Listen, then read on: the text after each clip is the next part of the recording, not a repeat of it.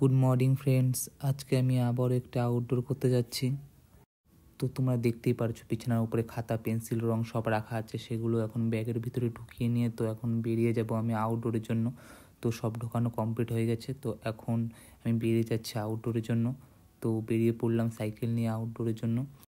তো এখন সুজন আসবে, ওর জন্য অল্প ওয়েট করতে হবে। দেখি ও কখন আসে। তো আমি ওর জন্য অনেকক্ষণ দাঁড়িয়েছিলাম, দেখি কটা বাজে ঘড়িতে। তো এখন বাজে 10:43।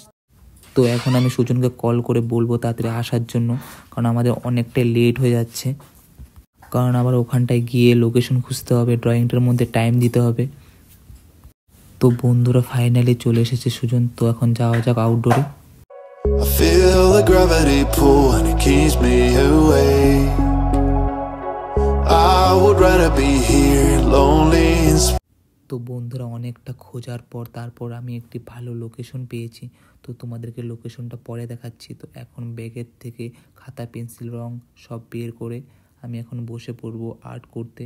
তো দেখি আমার আউটলাইনটা করতে কতক্ষণ লাগে।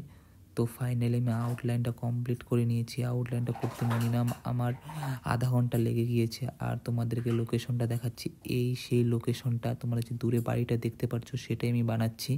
তো আমি এখানে কালার করা স্টার্ট করে দিয়েছি। তো প্রায় অর্ধেকটা কমপ্লিট হয়েই গেছে।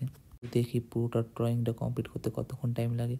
তো ফাইনালি আমি ড্রয়িংটা কমপ্লিট করে নিয়েছি। বন্ধুরা তোমরা দেখে বলো ড্রয়িংটা কীরকম হয়েছে। আর যে দূরে যে লোকেশনটা দেখতে পারছো ওটাই ড্রয়িং করে যে বলবে যে সেম টু সেম হয়েছে কি না, আর কমেন্টে অবশ্যই জানিও। তো বন্ধুরা ভিডিওটি যদি ভালো লাগে অবশ্যই like, comment, share and subscribe করে দিও। দেখা হচ্ছে নেক্সট একটি আউটডোর ভিডিও নিয়ে। ততক্ষণে ভালো থাকো, সুস্থ থাকো, টাটা।